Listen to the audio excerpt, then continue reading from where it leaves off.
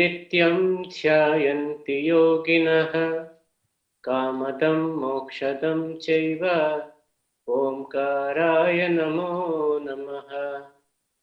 సదాశివసమారంభాం వ్యాసశంకరమధ్యమాం అస్మదాచార్యపర్యంతాం వందే గురుపరంపరాం. శంకరం శంకరాచార్యం కేశవం బాదరాయణం సూత్రభాష్యకృతౌ వందే భగవంతౌ పునః పునః. ధ్యానమూలం గురోర్మూర్తిః పూజామూలం గురోః పదం మంత్రమూలం గురోర్వాక్యం మోక్షమూలం గురోః కృపా. శాస్త్రం శారీరమీమాంసా దేవస్తు పరమేశ్వరః ఆచార్య హి శంకరాచార్య సంతు మే జన్మ జన్మని. వివేక చూడామణి అధ్యయనంలో 15వ భాగానికి వచ్చాము.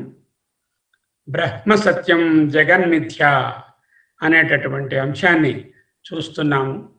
బ్రహ్మ అంటే ఏమిటో ఒక వారంలో విశదంగా చూసాము. అలాగే సత్యము జగత్తు కూడా చూసాము.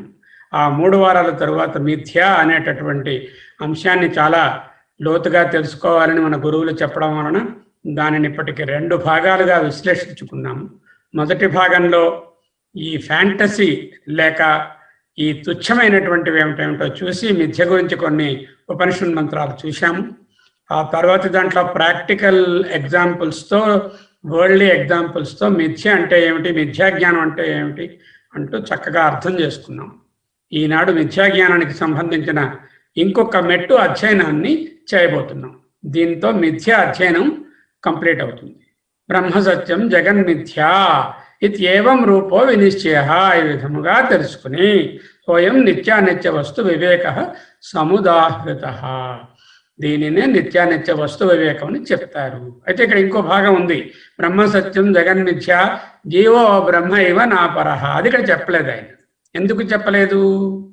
జీవో బ్రహ్మ ఇవ నాపరహ అన్నదే ఉపనిషత్తులకు తాత్పర్యం. ఉపనిషత్తులు మొత్తంగా వేద వేదాంతాలలో చెప్పినటువంటివన్నీ కూడా జీవుడు బ్రహ్మ ఒక్కటే. ఇదే అద్వైత సిద్ధాంతం. జీవ బ్రహ్మ ఏకత్వము. ఈ పుస్తకం తాలూకా మెయిన్ పర్పస్ కూడా దానిని నిరూపించడానికే. అంచేత జీవో బ్రహ్మ ఇవ నాపరహ అన్నది ఇప్పుడు చదవం. అలా క్రమేణా ఒక్కొక్కటి నేర్చుకుంటూ ఉంటే మనకు కొంత దూరం వెళ్ళిన తర్వాత వస్తాయి జీవ బ్రహ్మ ఏకత్వాన్ని చెప్పేటటువంటి భాగం వస్తుంది. అప్పుడు విశదంగా విస్తృతంగా ఇప్పుడు చేసినంత పని చేసి మళ్ళీ జీవుడు ఎందుకు బ్రహ్మము తెలుసుకుంటాం. అయితే ఏమిటి మనకి బ్రహ్మ సత్యం, బ్రహ్మ అంటే అన్నింటి God is great, everybody agrees. Brahma సత్యం, సత్యం బ్రహ్మ రెండు ఒకటి, దానికి ఏమీ కన్ఫ్యూషన్ లేదు. జగత్తు మిథ్య అంటే కొంచెం కష్టం డైజెస్ట్ చేసుకోవడం. దేవుడు ఎదురుకుండా కనిపిస్తున్నది మిథ్య. మిథ్య అంటే లేదనడం కాదండి, రిలేటివ్ రియాలిటీ అండి అని ఇప్పుడు చూస్తున్నాం. దీనికి కూడా ఈ మిథ్య అర్థమైపోతుంది. ఇక అన్నిటికన్నా కష్టమైనది ఏంటంటే ఆ బ్రహ్మ నువ్వేనయ్యా అన్నారనుకోండి, మింగుడు పడదు. ఇదేమిటండి, ఎంత లిమిటెడ్ ఉపాధిలో ఉన్నటువంటి నేనేమిటి, అనంతమైన పరబ్రహ్మం ఏమిటి, నన్ను బ్రహ్మట మీరే జోకేస్తున్నారా ఏమిటి అన్నట్టుగా ఉంటుంది. మరి అదే వేదాంతం. దాన్ని నేర్చుకోవడానికి ఇక్కడ కూర్చున్నాం. రండి చూద్దాం. బ్రహ్మ సత్యం జగత్ మిథ్య. ఈ మిథ్యలో మనం చూసినటువంటి ఇదిగో చూసుకున్నాము.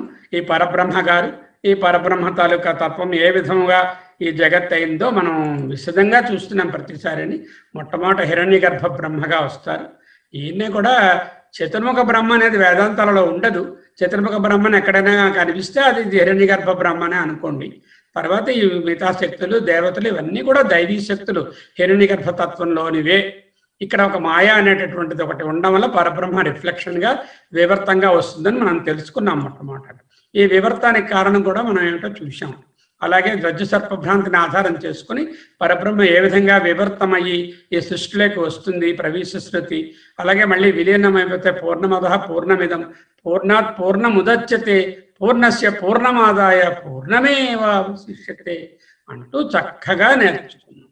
ఈ అసంసారి, అసంభూతి, అవ్యాకృతమైనటువంటి ఈ హిరణ్యగర్భ తత్వము విరాట్ తత్వముగా వ్యాకృతంగా సంభూతిగా సంసారిగా వస్తుంది. సంసారి అంటే భార్య బిడ్డలు ఉన్నవాడని కాదు, జనన మరణాలు, శోక దుఃఖల మోహాలు అలాంటివన్నీ కలిగిన దాన్ని సంసారము.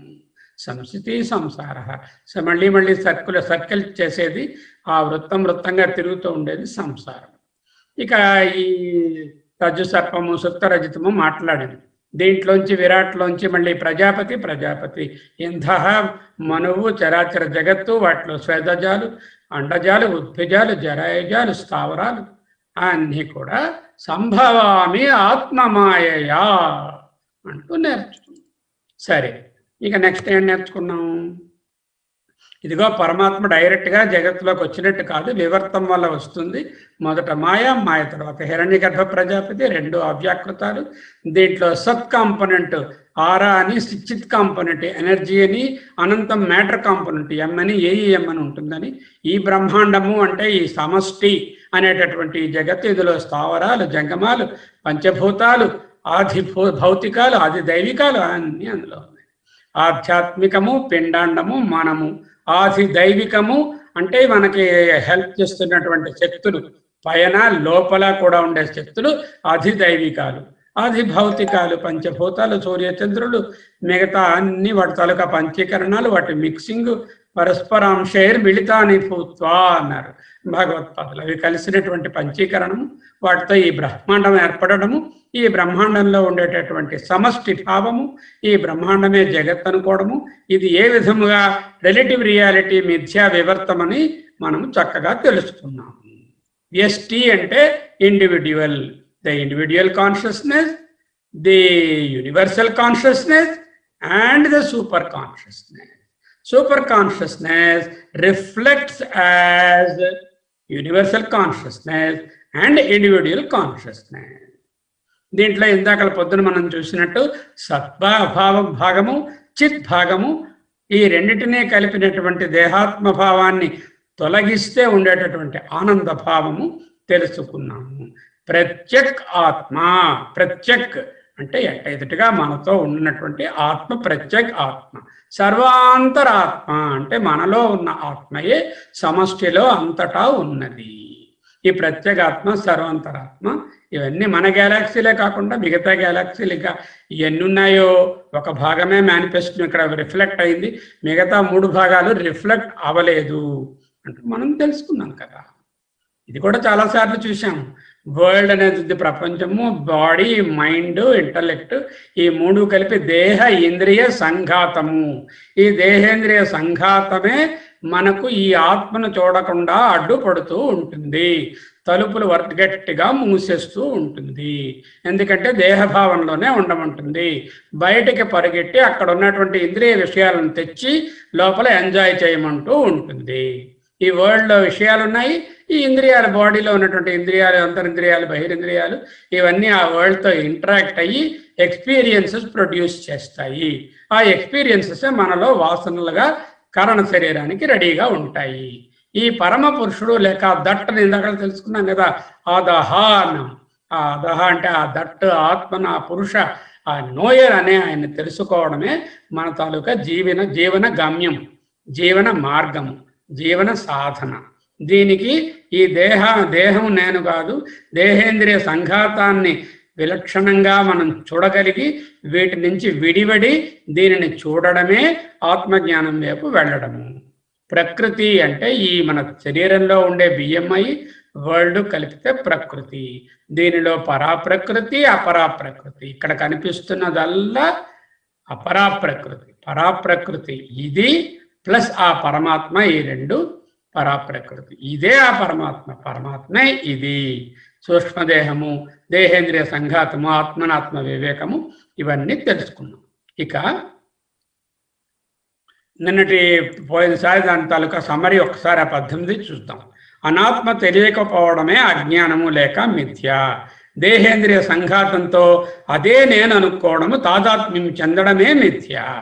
దేహి దేహము, దేహి నిత్యుడు, దేహములు అనిత్యాలు. అంటే అన్నమాచార్య కీర్తన ఉంది కదా, దేహి అంటే ఆత్మ, దేహము అంటే ఈ సంఘాతం. వీటిని వేరుగా తెలుసుకోవాల్సిన అవసరం ఉంది. ఆది అంతములో ఉన్న ఏదైనా ఆదిలో లేదు, అంతంలో లేదు అంటే మధ్యలో కూడా ఉండి ప్రయోజనం లేదు. దానికి నిత్యత్వము లేదు, సత్యత్వము లేదు. కాబట్టి అది మిథ్య. రజ్జు సర్ప భ్రాంతి చాలా ఎక్స్టెన్సివ్గా మనం చూశాము. సర్పము అనే భ్రాంతి రజ్జువు లేనిదే కలుగదు. ఇది వివర్తమని తెలుసుకున్నాము. దేశకాల వస్తు పరిచ్ఛేద భావమే మిథ్య. నేను ఈ దేశానికి, ఈ కాలానికి, ఈ రూపానికి, ఈ అనుభవానికి లిమిట్ అయిపోయాను కాబట్టి పరిచ్ఛేదం ఎప్పుడూ ఈ దేహభావంలో ఉంటే. ఎప్పుడైతే నేను దేహభావంలో లేనో అప్పుడు దేశకాల వస్తు పరిచ్ఛేదాలు ఉండవు. ఆత్మజ్ఞానం ఉన్న వాళ్ళకి, ఆత్మతత్వంలో ఉన్న వాళ్ళకి దేశకాల వస్తు పరిచ్ఛేదము ఉండదు. నామరూపములు సత్యం అనుకున్నట్టయే మిథ్య. దీనికి బంగారం ఎగ్జాంపుల్ చూసుకుని నగలు, బంగారము వాటన్నిటిలో ఉండేది ఒకటే అని, కొండ, మట్టి వాటిలో ఉండేటువంటి ఒకటే అని నామరూపముల వ్యత్యాసము ఈ పరిణామవాదాన్ని కూడా తెలుసుకుందాం. భిన్న భావము లేక ఖండభావమే మిథ్య అంటూ తెలుసుకుందాం. మన నిజమైన విలువ 10 రూపాయల నోట్ టెస్ట్తో అందరి విలువ ఒక్కటే. పైకి అపియరెన్సెస్ ఒకటి మార్చిపోయినట్టు, ఒకటి కొత్తగా ఉన్నట్టు, ఒకటి వేరే నెంబరు, ఒకటి వేరే పేరుతో, వేరే సిగ్నేచర్తో ఉండవచ్చు, కానీ వాటి ఇన్నేటి విలువ ఒక్కటే. వేరువేరు నగలు, కుండలు, నానాత్వం మిథ్య. ఇవన్నీ జగన్నాటకంలో వేషము. మనం చేస్తున్నటువంటి ఈ నాటకంలో వేషము. మామూలు నాటకాల్లోనో సినిమాలోనో 3 గంటల సేపు వేషం ఉంటే ఇది 30 ఏళ్ళో 50 ఏళ్ళో ఈ వేషం. ఈ వేషం అయిపోయిన తర్వాత కొడుకు లేడు, తండ్రి లేడు, తల్లి లేదు, పిల్లడు లేడు, భార్య లేదు, డిగ్రీలు లేవు, డబ్బు లేదు, ఏమీ లేదు. ఇటువంటి 3 నాళ్ళ ముచ్చటకు ఎందుకయ్యా నీ మోహము? ఛాయా ప్రతిబింబాలు రెండు ఒకటే అనుకుంటూ ఉంటాం. ప్రతిబింబంగా ఉన్నటువంటి ఈ జగత్తు చూసి పరమాత్మను గుర్తించలేక ఈ ప్రతిబింబంలో ఇన్ని వ్యత్యాసాలు ఉన్నాయే, అన్ని నానాత్వాలు ఉన్నాయే అనుకోవడమే మిథ్య. జలములో చంద్రుడు మనం చూసాం కదా, కింద నీళ్లు కదిలితే చంద్రుడు కదిలినట్టు కనిపిస్తుంది, కానీ నిజమైన చంద్రునికి కదలిక ఉండదు. ఆత్మకి ఇవి ఏవి అంటవు. స్ఫటికము ముందు ఒక పువ్వును పెట్టినట్లయితే ఆ పువ్వు తాలూకా రంగు స్ఫటికంలో ఆపాదించబడినట్లే ఈ అనాత్మ ధర్మాలు, దేహ ఇంద్రియ సంఘాతం తాలూకా ధర్మములు, కర్మములు అన్నీ కూడా ఆ ఆత్మ చేస్తున్నట్టే ఉండడం ఒక విధమైనటువంటి భ్రాంతి, మిథ్య. ఆత్మ వెలుగులో చేసేటటువంటి కృత్యములు, కర్మలు ఏవేవి ఉంటాయో ఈ ఆత్మ తాలూకా ఫోకస్, చైతన్యం ఫోకస్ ఉండడం వలనే మనం ఏ కర్మలైనా, మంచివైనా చెడువైనా ఆచరించగలుగుతున్నాం. ఆ చదువుకుంటున్న అమ్మాయి, ఆ నమాజ్ చేసుకుంటున్న సోదరుడు, ఆ దొంగతనం చేయడానికి ప్రయత్నం చేస్తున్న అబ్బాయి, ఆ ప్రవచనం చెప్తున్న గురువు గారు అందరూ కూడా ఆ వెలుగులోనే ఆ పనులు చేస్తున్నారు. కానీ వీరి పనులు ఆ సూర్యుడికి అంటవు. అలాగే ఈ దేహేంద్రియం సంఘాతంతో, ఈ ఇంద్రియాలతోనూ మనస్సుతోనూ ఈ అంతఃకరణాలతో చేసేటటువంటి కర్మ కృత్యములు కానీ, ఆ కర్మల తాలూకా ఫలితములు కానీ ఆత్మకి అంటవు. అలా అనుకోవడము మిథ్య. అడ్డుతాయి అనుకోవడం మిథ్య. వ్యావహారిక సత్తా జాగ్రత్తలో ఉండేటటువంటిది. ప్రాతిభాసిక సత్తా అంటే మనము నిద్రలో ఉండేటప్పుడు, స్వప్నంలో ఉండేది. జనక మహారాజు గారి ఎగ్జాంపుల్తో నేర్చుకున్నాం. జగత్తు పరమాత్మ వివర్తమని తెలుసుకో, జగత్తు ఏమో పరమాత్మతో వివర్తము అని తెలుసుకోలేకపోవడమే మిథ్య. అది కూడా చూసాము. సర్వాంతర భావము, ఆత్మభావము లేకుండా ఉండడము, భిన్నభావంతో ఉండడమే మిథ్య అని పదే పదే తెలుసుకున్నాం. ఇప్పుడు నెక్స్ట్ దాంట్లోకి వెళ్దాం. పరబ్రహ్మము జ్యోతి రూపము, జగత్తు ప్రతిభాస, అభాస. వీటి కొన్ని వ్యత్యాసాలు కూడా పోయినసారి చూశాము. ఏకం అద్వితీయం సచ్చిదానందం. ఇది అనేకం సజాతీయ విజాతీయ స్వగత భేదాలు ఉన్నది. ఇది అపరోక్షము, శబ్ద ప్రమాణం మాత్రమే. ఇది ప్రత్యక్షము, పరోక్షము, ప్రమాణ గోచరము. మామూలు ప్రమాణాలకు దొరుకుతుంది. అంటే మన ప్రత్యక్ష ప్రమాణము, అనుమాన ప్రమాణానికి. ఇది నిత్యము, అవ్యయము, అప్రమేయము, అనిత్యము, వ్యయము, పరిమితము, ప్రజ్ఞాన ఘనము, ఏకరసము, నిరంజనము, నిర్లేపము, జడము, చైతన్యము లేనిదే. ఇదంతా జడం కదా, మరి చైతన్యం ఉంటేనే ఇది పనిచేస్తుంది. మిశ్రితంగా ఉంటుంది. ఆది మధ్య అంతములు, నామరూపములు లేనటువంటిది, అది ఉన్నటువంటిది. దేశకాల వస్తు పరిచ్ఛేదం లేనిది. నిష్కలము అంటే ఏ కళలు, అవయవాలు లేనిది. దేశకాల వస్తు పరిచ్ఛిన్నమైనటువంటిది, పరిమితమైనది ఈ జీవభావము. అతీంద్రియము, అగ్రాహ్యము, నిర్గుణము అయినటువంటి పరమాత్మ, ఇంద్రియ గోచరము, గుణభూయిష్టము అయినటువంటి జగత్తు, వ్యష్టి సమిష్టి, సూక్ష్మాతి సూక్ష్మము, అన్నిటికన్నా గరిష్టము. ఇది పరిమాణంతో కూడినటువంటిది. ఈ అధ్యాస లేక అభాస లేక ప్రతిభాస లేక వివర్తము ఇవన్నీ జగత్తుగా ఉన్నప్పుడు వ్యష్టి, సమిష్టి, ఇండివిజువల్గా ఉన్నప్పుడు వ్యష్టి. ఈ లక్షణాలు మట్టుకు ఒక్కటే, వ్యష్టిగా ఉన్నా సమిష్టిగా ఉన్నా ఇవే లక్షణాలు. అంచేది పరబ్రహ్మముతో మనం కంపేర్ జగత్తును చూస్తున్నామంటే ఈ వ్యష్టిని కూడా చూస్తున్నట్టే. లాస్ట్గా ఏం చెప్తాము, జగత్తే పరమాత్మని చెప్పడానికి కూర్చోలేదు ఇక్కడ, ఈ వ్యష్టిలో ఉన్నటువంటి ఆత్మయే పరబ్రహ్మము అని చెప్పడానికి. చూద్దాం ఇప్పుడు శృతులు ఏమంటున్నాయో చూద్దాం. ముండకోపనిషత్తు తత్ర పరా ఋగ్వేదో యజుర్వేదః సామవేదః అథర్వవేదః శిక్షా కల్పో వ్యాకరణం నిరుక్తం ఛందో జ్యోతిషమితి అథ పరయాయ తదక్షరమధిగమ్యతే. ఏమిటంటే చెప్తారు చూడండి, ఋగ్వేదము, యజుర్వేదము, సామవేదము, అథర్వవేదము, శిక్ష, కల్పము, వ్యాకరణము, నిరుక్తము, ఛందస్సు, జ్యోతిషం. అంటే ఏంటి, ఈ వేదములు, వేదాంగములు ఇవి అన్నీ కూడా అపర విద్యలు. ఏమిటంటే ఒక్కసారి వీటన్నిటిని అపర విద్యలు అనేసారు. అపర విద్యలు అంటే ఆత్మని చెప్పడానికి దారి చూపేవే కానీ ఆత్మ కాదు. అనగా వేదమంత్రములలోని శబ్దములు, ఆ శ్లోకములు కంఠత్తా వచ్చినంత మాత్రాన పరమాత్మ తెలియదు. ఇది పరమాత్మని డైరెక్ట్గా చూపించేటటువంటివి కావు. పరమాత్మను చూపించేటటువంటివి నశించని అక్షరరూప పరబ్రహ్మాన్ని తెలియపరిచే విద్యను పరవిద్య అంటారు. అది అనుభవయోగ్యం. ఇక్కడ ఉన్నటువంటి వేదాల వరకు ఉన్నటువంటి అన్నిటినీ కూడా శబ్దాలుగా, అర్థాలుగా, శ్లోకాలుగా వాటిని నాలెడ్జ్ కోసం చదివినట్లయితే అది అపర విద్య. ఇప్పుడు మనం ఉపనిషత్తులన్నీ గురువుల దగ్గర నేర్చుకోవచ్చు. ఈశావాసం ఇదగం సర్వం శ్లోకాలు 18 అప్పచెప్పచ్చు. అది అపర విద్య అవుతుంది. దానిని మనకి మనసులో వంట పట్టించుకొని ఈ దేహేంద్రియ సంఘాతం తలుపులు తెరిచి లోపల ఉన్నటువంటి ఆత్మలో ప్రవేశించి ఆత్మానుభవాన్ని పొందితే అది పరవిద్య అవుతుంది. అథయా ఏతా హృదయస్య నాడ్యస్థాః పింగళస్యానిన్నస్తి తిష్టంతి శుక్లస్య నీలస్య పీతస్య లోహితస్యేతస్య వా ఆదిత్యః పింగళ ఏష శుక్ల ఏష నీల ఏష పీత ఏష లోహితః. చాందోగ్యం ఏం చెప్తుంది, రకరకాల రంగులు, నాడులు, ఆ నాడుల తాలూకా రంగులు ఏమిటి, సగుణ బ్రహ్మోపాసన స్థానమైనటువంటి సగుణ బ్రహ్మ ఎక్కడ స్థానం చేస్తాము, హృదయం, పద్మము వంటి హృదయములో సగుణ బ్రహ్మను రకరకాల రంగులతో, దేవతా రూపాలతో, వేర్వేరు పేర్లతో పిలుస్తాం. అవి రసముల సమ్మిశ్రితమైన నాడుల రంగును వివరించు భగవత్పాదులు బ్రహ్మమునకు రంగులుండవు. ఈ రంగులు వ్యాకృతమైన బ్రహ్మములోని దైవీ శక్తి అయిన ఆదిత్యుని ప్రభావము. మనకు తెలుసు కదా, రంగులన్నీ కూడా ఆదిత్యుని ప్రభావమే. ఆదిత్యుని తాలూకా కాంతిలోంచి వచ్చేటటువంటి వర్ణ విశ్లేషణమే ఈ రంగులు. అంటే ఆదిత్య దైవీ శక్తి వ్యాకృత బ్రహ్మములోనిది. ఇది అధిదైవిక రూపము. అయితే నిజమైన పరబ్రహ్మ అవ్యాకృతము, అధిదైవికాన్ని దాటినటువంటిది, అధిదైవికాన్ని కూడా తనలో తీసుకున్నటువంటిది.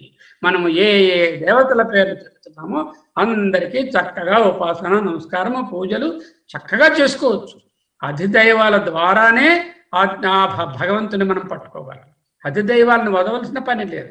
అయితే మనము ఈ ఉపనిషత్తులో మనం చదువుకున్నట్టుగా అజాతశత్రు బ్రాహ్మణంలో చదివినట్టుగా ఏ ఏ దేవతని వేరువేరుగా పూజించినా కూడా అది పూర్ణ పరబ్రహ్మాన్ని తెలుసుకున్నట్టు కాదు.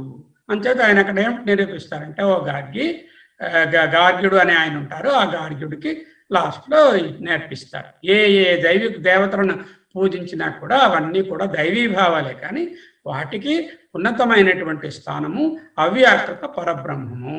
దానిని తెలుసుకోవడమే నిజమైన బ్రహ్మను తెలుసుకోవడము అంటూ నేర్పిస్తారు. అదే ఇక్కడ చెప్తున్నారు.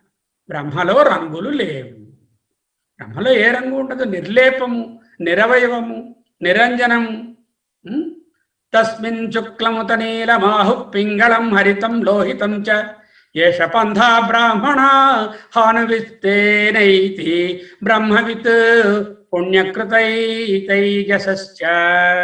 బృహదారణ్యకం ఇదే భావం. చాందోగ్యంలో ఏం చూశాము, బృహదారణ్యకంలో ప్రింట్ కొట్టినట్టు అది. మోక్ష మార్గమునందు కొందరు తెలుపు, కొందరు నీలము, కొందరు తేనె రంగు, మరి కొందరు పసుపు. ఏమిటి? శుక్లం, నీలం, పింగళం, హరితం. లోహితం అంటే ఎరుపు, హరితం అంటే ఆకుపచ్చ, పింగళం నీలం అంటే నీలం, పింగళం అంటే పసుపు రంగు. ఇవన్నీ కూడా శరీరస్థమైన శ్లేష పిత్తాది రసములతో కూడిన నాడులు రంగులు. ఈ రంగులన్నీ బ్రహ్మ విద్యా మార్గము కంటే భిన్నమైనవి, మిథ్యకు సంబంధించినవి. ఏమిటంటే ఈ శ్లోకం ఏమిటి చెప్తోంది మనకి? ప్రపంచంలో వేరు వేరు రంగులు చూస్తాం. ఈ రంగు నాకు తెలుపంటే చాలా ఇష్టం, నాకు నలుపంటే నాకు నలుపు నచ్చదు. అలా వాళ్ళు నల్లగా ఉన్నారు, నేను వాళ్ళకన్నా తెల్లగా ఉన్నాను. ఈ రకరకాల వర్ణ భేదాలన్నీ కూడా, వర్ణము అంటే ఇక్కడ జాతి అని కాదు, రంగు భేదాలు. ఏ రంగులు ఉన్నాయో అవి అన్ని పరమాత్మకు లేవు కదా. వీటన్నిటికీ అతీతమైన పరమాత్మలో ఈ రంగులు ఉండవు అంటూ నేర్పిస్తున్నారు. శ్వేతాశ్వతర ఉపనిషత్తు. మాయాంతు ప్రకృతిం విద్య మాయినంచ మహేశ్వరం తస్యావయవభూతైస్తు వ్యాప్తం సర్వమిదం జగత్. మాయాంతు ప్రకృతిం విద్య మాయినం చ మహేశ్వరం. సర్పమునకు రజ్జువలే మాయకు సప్తప్రతులకు పరమేశ్వరుని మాయిగా అనగా మాయగలవానిగా ఎరుంగవలని. అసలు రజ్జువులో సర్పం ఎందుకు వచ్చింది? అవిద్య వలన వచ్చింది. అంటే సర్పజ్ఞానమే కానీ భ్రాంతి జ్ఞానమే కానీ యథార్థ రజ్జు జ్ఞానము లేదు. అయితే మనం ఈ ప్రపంచాన్ని చూస్తున్నాం కదా, ఇంతమంది ఈ వెరైటీని వింటో చూడగానే మనకి పరమేశ్వరుడు ఎందుకు తెలియడం లేదు? ఇంత కష్టపడి లోపలికి దూరి తెలుసుకోవాల్సిన అవసరం ఏమొచ్చింది అంటే పరమేశ్వరుని మాయ. ఆయనే మాయి, మాయగలవాడు. అంటే ఆ మంత్రకారుడు లేకపోతే ఆ మెజీషియన్. ఆయన తాలూకా మాయ వలన, ఈ అవిద్య వలన మనకు భిన్నత్వము గోచరిస్తుంది. గురువులు, శాస్త్రాలు, శబ్ద ప్రమాణాలు ఏం చెప్తున్నాయంటే ఈ భిన్నత్వాన్ని నువ్వు వదిలి ఈ మాయను దాటగలిగితే నీకు కనపడేది నిజమైనటువంటి పరబ్రహ్మ, ఆ పరమేశ్వరుడు. రజ్జువునందు కల్పితమైన సర్పము వలె పరమాత్మ యందు అభాస మాత్రముగా కల్పితమైన అవయవములచే భూమి మొదలైన ప్రపంచమంతయు వ్యాప్తమై ఉన్నది. భూరాది ప్రపంచమంతయు వ్యాప్తమై ఉన్నది. మాయాంతు ప్రకృతిం విద్య మాయినంచ మహేశ్వరం. ఆ మాయగాడు ఆయనే. తస్యావయవభూతైస్తూ అవయములు ఉన్నట్టుగా వ్యాప్తం సర్వమిదం జగత్. ఈ ప్రపంచమంతా వ్యాప్తమై ఉన్నది. అంధం తమః ప్రవిశంతి యే అవిద్యాం ఉపాసతే తతో భూయ ఏవతే తమోయవు విద్యాయాం రత. ఈ శ్లోకాన్ని మనము ఈశావాస్యంలో వస్తుంది ఇది. అలాగే బృహదారణ్యకంలో కూడా వస్తుంది 4వ అధ్యాయంలో. ఈశావాస్యంలో దీన్ని మనము సమీక్షించుకోబోతున్నాము. అక్కడ మనకి చక్కటి సమీక్ష మన సభ్యులు అందిస్తారు. ఆ వెనకాల దాంట్లో ఉన్నటువంటి డీటెయిల్స్ కూడా చూస్తాము. అయితే ఇక్కడ విద్య అవిద్య అని 2 చెప్పారు. అవిద్య, విద్య ఈ 2 కూడా చీకటి లోకాలే. అదేమిటంటే విద్య చీకటి లోకం ఎలా అవుతుందండి? విద్య అంటే మరి ఆత్మజ్ఞానం కాదు. అవిద్య, విద్య 2 కూడా ఈ వ్యక్తమైనటువంటి పరబ్రహ్మం గురించి మాట్లాడుతున్నంతసేపు అవి అపరా విద్యలే. ఈ అపరా విద్యలు 2 పరావిద్య అయిన ఆత్మతత్వాన్ని తెలియజేయవు. ఇది కర్మల సంబంధించింది, ఇది ఉపాసనకు సంబంధించింది. కర్మోపాసనతో వచ్చినటువంటి విద్య అవిద్య అంటూ, తర్వాత ఉపాసనలతో ఉండేదేమో విద్య అంటూ ఇక్కడ చెప్పబడింది. కానీ నిజానికి ఇది ఆత్మ విద్య కాదు, ఇది అపరా విద్యలో భాగమే. అదే ఇక్కడ చెప్తున్నారు. ఎవరైతే జ్ఞానము కానటువంటి పొట్టి కర్మని ఉపాసిస్తారో, ఏ అవిద్యాం ఉపాసతే, వారు సంసారమునందు పడద్రోసే అజ్ఞానమును చీకటిని ప్రవేశించురు. అంధం తమః ప్రవిశంతి. ఎవరైతే అవిద్యాం ఉపాసతే, అవిద్య అయినటువంటి కర్మను ఉపాసిస్తారు. ఇక ఎవరైతే మిథ్యైన సంసారమును కలిగించే కర్మ ప్రధానమైన ఉపాసన అపర విద్యయందు అంటే విద్యాయాన్రత దాని యందు తీవ్రమైన ఆసక్తి కలిగి ఉంటారు, వారు అంతకంటే మిక్కిలి చీకటి లాంటి దానిని ప్రవేశిస్తారు. అంటే వీళ్ళు చీకట్లోనే ఉన్నారు, వీళ్ళు చీకట్లోనే ఉన్నారు. ఎందుకంటే చీకటి అంటే అజ్ఞానమైన అర్థం. అజ్ఞానం అంటే ఆత్మను తెలుసుకోకపోవడం. ఆత్మను తెలుసుకుంటే అజ్ఞానం లేదు, అజ్ఞానం లేకపోతే చీకటి లేదు. ఈ చీకటి గొప్పదా, ఈ చీకటి గొప్పదా అని ప్రశ్న వేసుకోక్కర్లేదు. రెండు చీకట్లు ఉన్నప్పుడు రెండు ఒక్కటే. అవిద్యతో ఉండి కర్మలు చేస్తున్నా ఒక్కటే, ఆత్మజ్ఞానం లేకుండా ఉపాసనలు సాగించినా ఒక్కటే. అదే ఇక్కడ చెప్తుంది. ఇది చూడండి. అథ హేంద్రో ప్రాప్యైవ దేవానేతదభ్యం దదర్శ యథైవ ఖల్వ యమస్మిన్ శరీరే సాత్ఫలం కృతే సాత్ఫలం కృతో భవతి సువసనే సువసనః పరిష్కృతే పరిష్కృత ఏవమేవాయమస్మిన్ అంధేంధో భవతి సామే సామ్ర పరివృక్నే పరివృక్నోస్యైవ శరీరస్య నాశమన్వేష నశ్యతి నాహమత్ర భోగ్యం పశ్యామీతి. కొంచెం పెద్ద మంత్రమే, చాలా సింపుల్ కథ ఇది. ఈ కథ చెప్పేసుకుంటే ఈ మంత్రం తెలిసిపోయినట్టే. ఏమిటండి కథ? ఒకసారి వైరోచనుడు అనేటటువంటి ఒక గొప్ప ఆయన, ఇంద్రుడు అనే ఆయన, ఈ దిక్పాలకుడైన ఇంద్రుడు, వీళ్ళిద్దరూ పరబ్రహ్మాన్ని తెలుసుకోగోరి హిరణ్యగర్భ ప్రజాపతిని ప్రార్థించారు.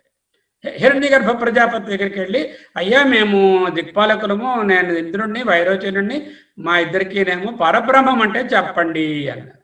ఆయన ఏం చేశాడు, నీటిలో పళ్ళెంలో కొంచెం నీళ్లు పోసి పట్టుకురండి అన్నాడు. ఆ పళ్ళెంలో నీళ్లు పోసిన దృష్టాంతంతో దాంట్లో వీళ్ళని తొంగి చూడమన్నాడు. అక్కడ మళ్ళీ కనపడింది వీళ్ళ బింబము. వైరోచనుడికి ఆయన బింబము, ఇంద్రుడికి ఈయన బింబము ఆ నీళ్లలో కనపడింది. ఏమిటి కనపడింది? ఈ దేహము, వారి దేహభావం ఏదుందో అది అక్కడ రిఫ్లెక్ట్ అయింది. రిఫ్లెక్ట్ అయితే వైరోచనుడు అనుకున్నాడు, ఓహో నేను కనిపిస్తున్నది నేనే లోపల, అదే ఆత్మ అనుకున్నాడు. అంటే దేహమే ఆత్మ అనే భావంలో ఆయన ఉన్నాడు. ఇంద్రుడు ఏం చేశాడు, అయ్యో కనిపిస్తున్నది దేహము, నేను దేహము కాదు కదా, నేను ఇది అనాత్మ విషయమే ఇక్కడ ప్రతిబింబిస్తోంది, ఆత్మ విషయం ప్రతిబింబించలేదు, ఈ కనిపిస్తున్నటువంటి బింబము అనాత్మ అంటూ ఆయన తెలుసుకున్నాడు. ఆయన ఏం చెప్తున్నాడు, నేను ఏం చేస్తే అది కనిపిస్తోంది కదా ఇక్కడ. అంటే నేను మంచి బట్టలు వేసుకుంటే బింబము మంచి బట్టలు వేసుకుంది, నేను మాలలు ధరిస్తే అది మాలలు ధరించింది, నేను ఛాయా ప్రతిబింబం కూడా దేహబింబం తీసేస్తే ఛాయాబింబం కూడా నశించింది. ఈ విధంగా ఆయన అబ్జర్వేషన్ వచ్చింది. సువసనే సువసన పరిష్కృతే పరిష్కృత. ఈ విధంగా ఒక్కొక్కటి ఏం ఇక్కడ జరుగుతూ ఉంటే దేంట్లో బింబంలో అదే కనిపిస్తుంది. మనం చూడండి, అద్దం ముందు చూడండి, ఏ డ్రెస్ వేసుకుంటే ఆ డ్రెస్లోనే బింబం కనిపిస్తుంది. అయితే ఈ డ్రెస్ నిత్యమా, ఈ శరీరం నిత్యమా, దీనిలో ఉన్న ఆత్మ నిత్యమా అనేటటువంటి ప్రశ్న మనకు ఉదయించాలి. ఉదయించినప్పుడు ఈ డెకరేషన్స్కి విలువ తగ్గుతుంది. ప్రతిబింబాన్ని గమనించి దానిని బట్టి దేహాన్ని ఆత్మగా స్వీకరించుటలో దోషం ఉన్నదని, ఇది ఆత్మ కాదని ఇంద్రుడు తెలుసుకున్నాడు, పరబ్రహ్మతత్వాన్ని పొందాడు. ఆ వైరోచనుడు అనే ఆయన ఆ ప్రతిబింబాన్నే ఆత్మగా తీసేసుకున్నాడు. అంటే దేహమే ఆత్మ అనే అజ్ఞానంలో ఉన్నాడు. అంటే ఇందాక మనం చెప్పినటువంటి ఆ వివర్తవాదంలో ప్రతిబింబంలో జిరాక్స్ ఆధార్ కార్డును పట్టుకుని ఒరిజినల్ ఆధార్ కార్డు అనుకోకురా బాబు. తాజ్మహల్ బొమ్మను పట్టుకుని నిజం తాజ్మహల్ అనుకోకు. పార్లమెంటు బిల్డింగ్ ముందు నిలబడినప్పుడు నీకు ఫోటోతో పని ఏమిటి? వెంకటేశ్వర స్వామి విగ్రహం ముందు ఉన్నప్పుడు అందులో పరమాత్మను దర్శించకుండా ఆ రూపం తలకో బొమ్మలు నీకు ఎందుకు అంటూ చెప్పినటువంటివన్నీ కూడా ఇక్కడ వచ్చేసాయి. ఇంకా చూద్దాం. చరాచర వ్యపాశ్రయస్తు స్యాత్ తద్వ్యపదేశో భక్తః తద్భావభావిత్వాత్. బ్రహ్మసూత్రంలోకి వచ్చాం. 2వ అధ్యాయము 3వ ప్రకరణంలో 16వ సూత్రం. జనన మరణాలనే వ్యవహారము స్థావర జంగమాత్మకమైనటువంటి శరీరమునకే కానీ జీవునికి అంటే లోపలున్న ఆత్మకి కాదు. చావు పుట్టుకలు శరీర ధర్మములు. చరాచర వ్యపాశ్రయస్తు స్యాత్ తద్వ్యపదేశో భాక్త తద్భావభావిత్వా. ఏం చెప్తాము? జీవుని తాలూకా ఉత్పత్తి వినాశాలు ఆత్మ వరకు అప్రధానములు, గౌణములు. వీరారెడ్డి గారు పుట్టారు, గోపికి ఉపనయనము, వెంకటమ్మ మరణించినది అంటాం. ఇవి ఆత్మ కాదు కదా. వీరారెడ్డి ఆత్మ జన్మించలేదు కదా, అది ఎప్పుడో ఉన్నదే కదా. వీరారెడ్డి ఆత్మకి ఉపనయన సంస్కారం చెయ్యము కదా. ఆత్మకి ఏంది ఉత్పత్తి, ఆప్తి, సంస్కారము, వికారము ఉండవు కదా. వెంకటమ్మ మరణించింది అంటే వెంకటమ్మ ఆత్మ చనిపోలేదు కదా. ఇవి జీవునికి గౌణము.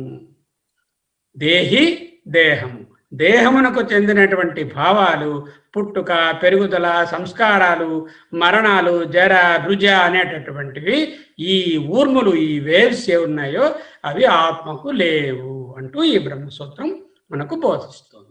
జీవాపేతం భావ కిలేదం మ్రియతే న జీవో మ్రియత ఇతి. దీనినే ఛాందోగ్యంలో అలా చెప్తున్నారు. ఇందులో చెప్పినటువంటిదే ఛాందోగ్యంలో జీవునిచే విడిచిపెట్టబడిన శరీరము నిశ్చయంగా క్షీణిస్తుంది, నాశనమైపోతుంది, అందరికీ తెలిసిందే. కానీ జీవుడు మరణించడు. నా సతే విద్యత భావో న భావో విద్యతే సత. లేకపోతే ఇదేమో నైనం చింతంతి శస్త్రాణి నైనం దహతి పావక నైనం క్లేదయంత్యాపో న శోషయతి మారుత. ఇవన్నీ అదే విషయాన్ని బోధిస్తున్నాయి. న జాయతే మ్రియతే వా కజాచిన్ నాయం భూత్వా భవితా న భూయః అజః నిత్యః శాశ్వతః పురాణః అయం. ఈ ఆత్మ అజము, నిత్యము, శాశ్వతము, పురాణము, సనాతనము. నహన్యతే హన్యమానే శరీరే. శరీరము నశించినప్పటికీ లోన ఉన్నటువంటి ప్రత్యేగాత్మకు నాశనము లేదు. అంటే జీవుడు మరణించడు. ఇక మళ్ళీ ఇంకో బ్రహ్మసూత్రం, సంబంధానుపపత్తేశ్చ. సంబంధ ప్లస్ అనుపపత్తే ప్లస్ చ, సంబంధానుపపత్తేశ్చ. ఇలాగే ఉంటాయి బ్రహ్మసూత్రాలు. ఒకటో రెండో ఫ్రేజెస్, ఆ ఫ్రేజెస్ని పట్టుకుని భగవత్పాదుల భాష్యాన్ని పట్టుకుని దాని లోపలికి దిగి తవ్వి చూడాలి ఏమిటని. సంబంధమునకు సిద్ధి కలగకపోవటము వలన. ఏమిటండి ఈ సంబంధానికి సిద్ధి కలగలేదు? అసలు రూపమే లేనట్టి బ్రహ్మమందు అవయవములు లేనట్టి అందువలన.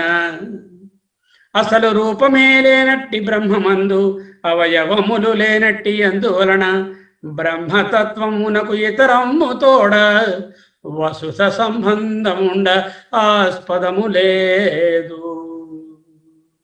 క్లియర్గా చెప్పారు. బ్రహ్మకి రూపము లేదు, అవయవాలు లేవు, నిష్కళము, నిరవయవము, అవ్యయము. అటువంటి బ్రహ్మానికి ఏ విధమైనటువంటి అవయవాలు లేకపోవడం వలన ఇతరంతో ఈ భూమి మీద ఉన్న ఏ దీనితోనూ ఆ బ్రహ్మానికి అంటే ఆ పరమాత్మకు అంటే ఆ ఆత్మకు సంబంధము లేదు. ఇంకో బ్రహ్మసూత్రం చూద్దాం. ఆత్మానాత్మానో హి అసామరస్యం. చతుస్సూత్రి అని శంకర భగవత్పాదులు బ్రహ్మసూత్ర భాష్యానికి ముందు 4 సూత్రాలు, మొదటి 4 తీసుకుని డీటెయిల్డ్గా దానికి కమెంటరీ రాశారు. దీనిని చతుస్సూత్రి అంటారు. ఈ 4 సూత్రాలు వివరించడానికి ముందు ఇవాళ చెప్పుకున్నట్టుగా సంబంధ భాష్యం అని చెప్పినట్లు అధ్యాస భాష్యము అంటూ వెరీ ప్రొఫౌండ్ డీప్ నాలెడ్జ్ ఉన్నటువంటి అధ్యాస గురించి చెప్పే ఒక భాష్యాన్ని వ్రాసి పెట్టారు. అది చాలా ప్రామాణికమైనటువంటి అధ్యాస భాష్యము. అధ్యాస భాష్యము చతుస్సూత్రి చదివితే 80% బ్రహ్మసూత్రాల తాలూకా భావము అర్థమైనట్టే. అందులో ఏం చెప్తున్నారంటే అధ్యాస భాష్యంలో చతుస్సూత్రిలో ఆత్మ అనాత్మన అసామరస్యం. నీవు నేను అనే అనుభవాల్లో గోచరించే, చూడండి నేను నువ్వు, నీది నాది అనేటట్టు చెప్తాం కదా. దీంట్లో విషయము విషయి, విషయము అంటే వస్తువు, విషయి అంటే తెలుసుకునేది. ఇవి చీకటి వెలుగుల వలె, విషయాలు చీకటి వెలుగుల వలె విరుద్ధ స్వభావములు కలవి. తెలుసుకునేది ఆత్మ, తెలుసుకోబడేది జడమైనటువంటి విషయం. వీటికి చీకటి వెలుగుకి ఏ విధంగా విరుద్ధ స్వభావాలు. ఎందుకు విరుద్ధము? చీకటి వెలుగుంటే మరి చీకటి ఉండదు కదా, చీకటిగా ఉందంటే వెలుగు లేదని కదా. ఈ రెండు ఒక చోట కలిసి ఉండలేవు, మిక్స్ చేయలేము, సామరస్యం ఉండదు. అటువంటి అభేదము అంటే సామరస్యము కుదరదు. కాబట్టి వాటికి భేదము లేకపోవడము కుదరదు. అంటే వాటికి సామరస్యము కలిసి ఉండడము, ఒకే చోట ఉండడము, ఒకటిగా చూడడము కుదరదు, చీకటిని వెలుగుని. అలాగే ఆత్మ అనాత్మ అనేటటువంటివి రెండు కూడా సామరస్యము లేనివి. ఆత్మధర్మాలు అనాత్మయందు, అనాత్మధర్మాలు ఆత్మయందు ఆరోపించి చూడడమే మిథ్య. అంటే ఏమిటైంది?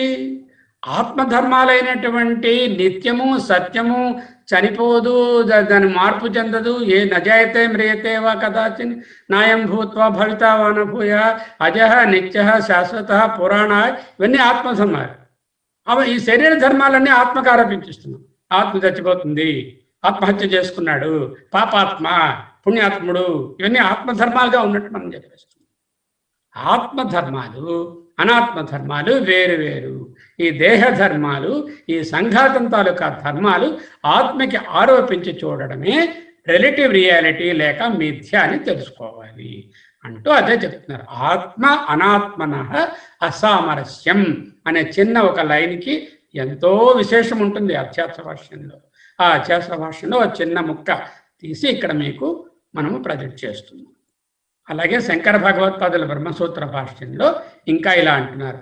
అస్మత్ ప్రత్యయ గోచరే విషయిని చిదాత్మకే యుష్మత్ ప్రత్యయ గోచర విషయస్య తద్ధర్మాణాంచ అధ్యాసః మిథ్యా భవితుం యుక్తం తథాపి అన్యోన్యస్మిన్ అన్యోన్యాత్మకతాం అన్యోన్య ధర్మాంశ్చ అధ్యస్య ఇతరేతరౌ అవివేకేన అత్యంత వివిక్తయోః ధర్మధర్మిణోః మిథ్యా జ్ఞానానిమిత్త సత్యానృతే మిథునీకృత్య అహమిదం మమేదం ఇతి నైసర్గికోయం లోక వ్యవహారః.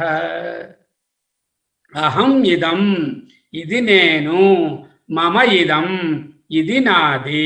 మెయిన్ ప్రాబ్లం అది. ఇది నేను, ఇది నాది, నేను నాది, నేను నాది, ఇది ఇవి నైసర్గికో అయం న్యాచురల్ డిస్పోజిషన్స్ ఆఫ్ లోక వ్యవహార.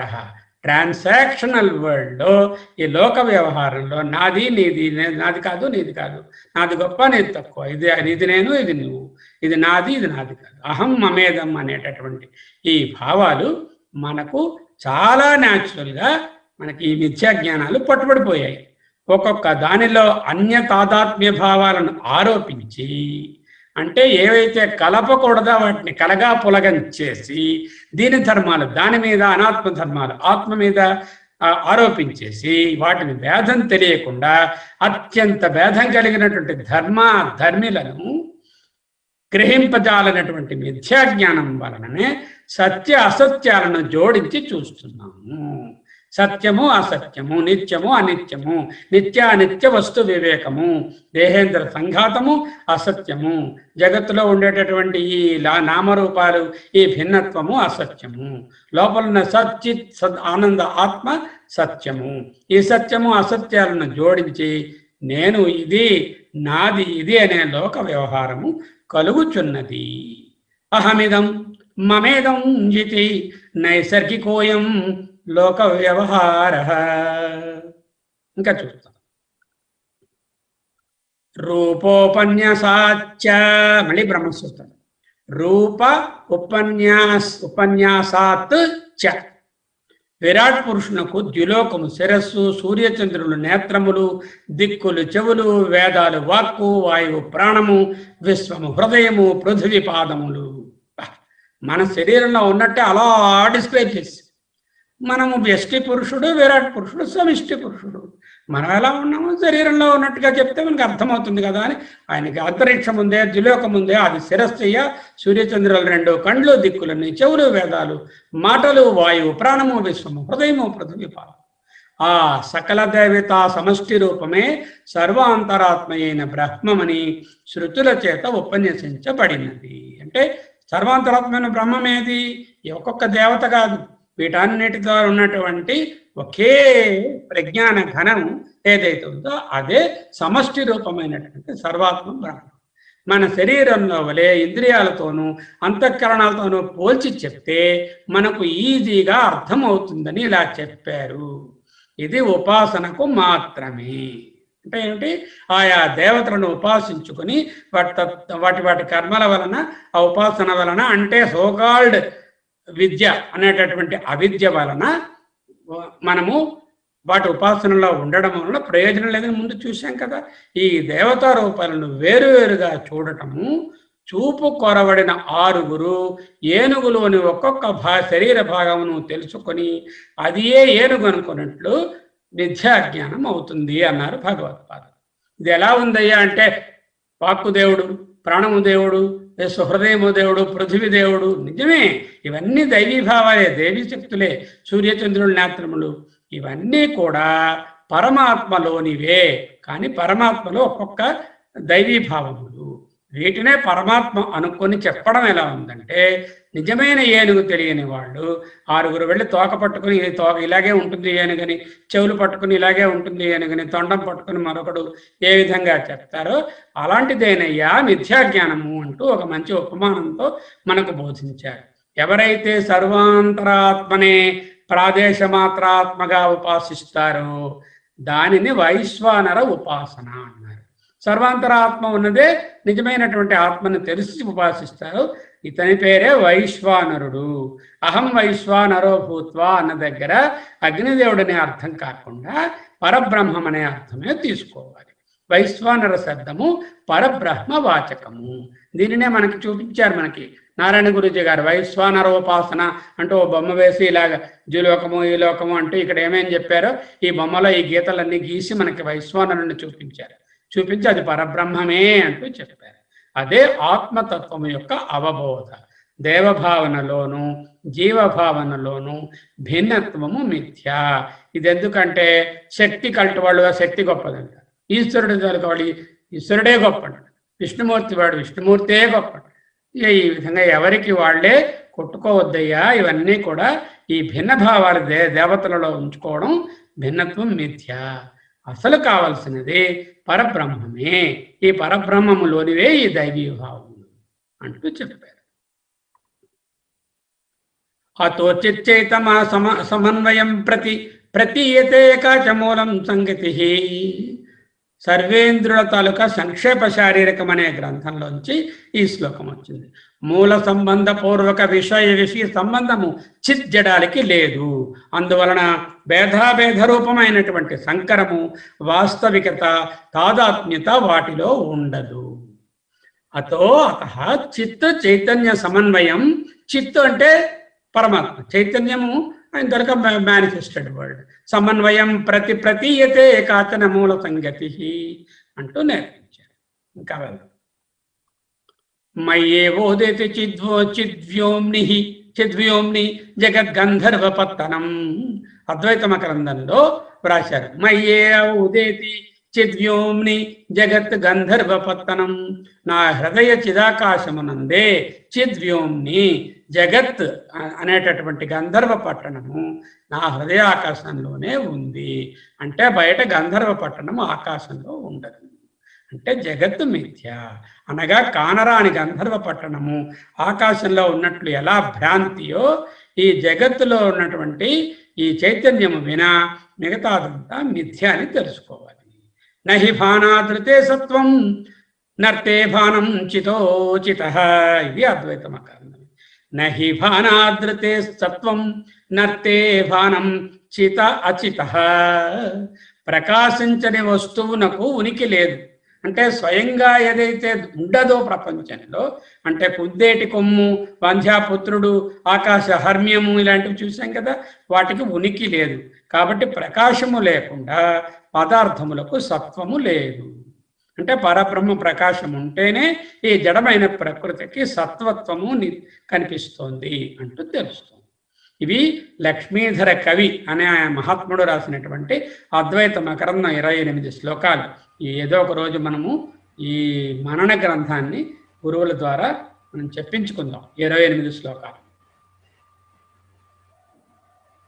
తేన తేన హి రూపేణ జాయతే లీయతే ముహుః వికారి వస్తు తస్యైషాం అనుసంధాతృతా కుతః.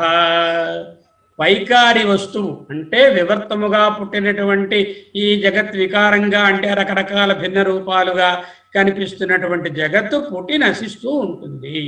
ఒకసారి నశించిన వస్తువు కాలాంతర నశ్య వస్తువుతో అనుసంధానము కుదరదు కదా.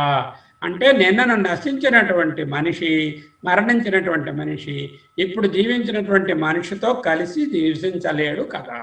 ఈనాడు ఉన్నవాళ్ళు ఇప్పుడు చనిపోయిన తర్వాత వీళ్ళు ఇంకొక దానితో కలిసి ఉండలేరు కదా. అందువల్ల జగత్తు మిథ్య. ఏవైతే కాలాంతరంలో ఆది అంతము ఉంటాయో, నశిస్తాయో అవి సత్యము కాదు అని ముందే తెలుస్తుంది. అదే ఇక్కడ కూడా చెప్తున్నారు. తేన తేన హి రూపేణ జాయతే లీయతే ముహుః వికారి వస్తు తస్యైషాం అనుసంధాతృతా కుతః. అక్కడ అనుసంధానము ఎక్కడ? There is no real continuity in them. దేశకాలాన్య వస్తూనాం కల్పితాచ్చ మాయయా.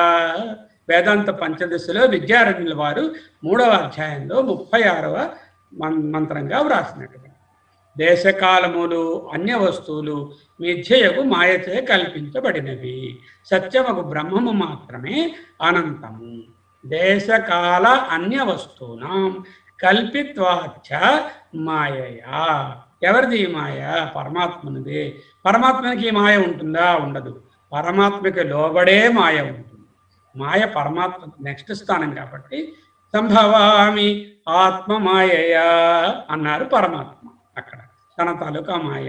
అలాగే భ్రామయాన్ సర్వభూతాని యంత్రారూఢాని మాయయా అన్నారు భగవత్పాదులు మనకి. యథా స్వప్న ప్రపంచో అయం మయి మయా విజృంభత ఏవం జాగ్రత్త ప్రపంచశ్చ మయి మాయా విజృంభత. సూత సంహిత అనే గ్రంథంలో బ్రహ్మగీతలో ఇది వస్తుంది. స్వప్నములో వలనే జాగ్రత్తలో కూడా మాయామయ విజృంభణ ఉంది. మన స్వప్నంలో మాయలుగా మనకు మాయా ప్రపంచం కనిపిస్తుంది కదా. జనక మహారాజుకి చూశాం కదా, ఆయన బిచ్చగాడైపోయినట్లు. మనకే అలాంటి కళలు వస్తూ ఉంటాయి కదా, చాలా ఘోరమైనవి. లేకపోతే ఎక్కడో రాజుగారు అయిపోయినట్టు, అన్ని భోగాలు అనుభవిస్తున్నట్టు ఈ మాయ కళలు, ఇంద్రజాలం లాంటి కళలు వస్తూ ఉంటాయి. అలాంటిదే ఈ జగత్తులో కూడా ఇది ఒక ఇంద్రజాలమే. ఈ విజృంభణము స్వప్నంలో వలె ఇది కూడా అంతే అంటూ చెప్తున్నారు. అదే సూత సంహితలో జ్ఞాత రూపేణ చ జ్ఞాత స్వరూపేణ చ సాక్షిణః సర్వం భాతి తదా భాతి తతస్తద్వ్యాపి సర్వదా. ఈ మిథ్యా జగత్తుకు అధిష్టానము ప్రత్యేగాత్మయే. ఈ జగత్తంతా జ్ఞాత అజ్ఞాత రూపాలుగా చిన్మాత్ర పరమాత్మకు మాత్రమే గోచరిస్తుంది. అయితే ఈ మిథ్యా జగత్తుని ఎలా తెలుసుకుంటున్నామండి మరి అంటే ప్రత్యేగాత్మలో ఉన్నటువంటి చైతన్యం వలననే కదా ఈ భిన్నత్వాన్ని కూడా తెలుసుకుంటున్నాం. లోపల ఉన్న చైతన్యము వలననే ఈ భిన్నత్వం తెలుస్తుంది. ఏ సూర్యుని వలన ఆవిరి అయినటువంటి నీరు మేఘాలుగా అయి ఆ సూర్యుడిని కప్పేస్తుందో అదేవిధంగా ఏ ఆత్మశక్తి వలన తెలుస్తున్నటువంటి ఈ విద్యాజ్ఞానము ఆ ఆత్మయే లేనట్టుగా మూసేస్తుంది అంటూ మనకు భగవత్పాదులు చెప్తారు.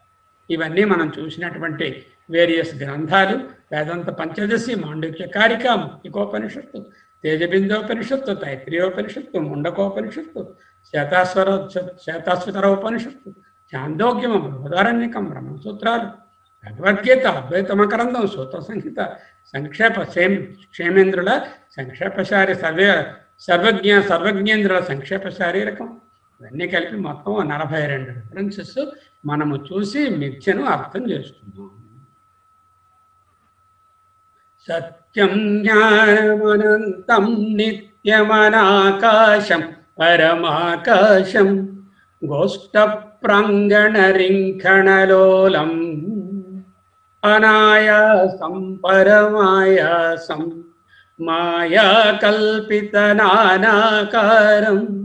అనాకారం భువనాకారం శ్మామానాథమనాథం ప్రణమత గోవిందం పరమానందం ప్రణమత గోవిందం పరమానందం. సుషుప్తౌ నిరస్తాత్ వశిష్ఠః శివః కేవలోహం తదేకో వశిష్ఠః శివః కేవలోహం జాతి నీతి కుల గోత్ర దూరగం నామరూప గుణ దోషవర్జితం దేశకాల విషయాతివర్తియత్ బ్రహ్మతత్వమసి భావయ ఆత్మని బ్రహ్మ తత్ త్వం అసి భావయ ఆత్మని బ్రహ్మతత్వమసి భవయాత్మని. ఓం శ్రీ గురుభ్యో నమః. హరి ఓం.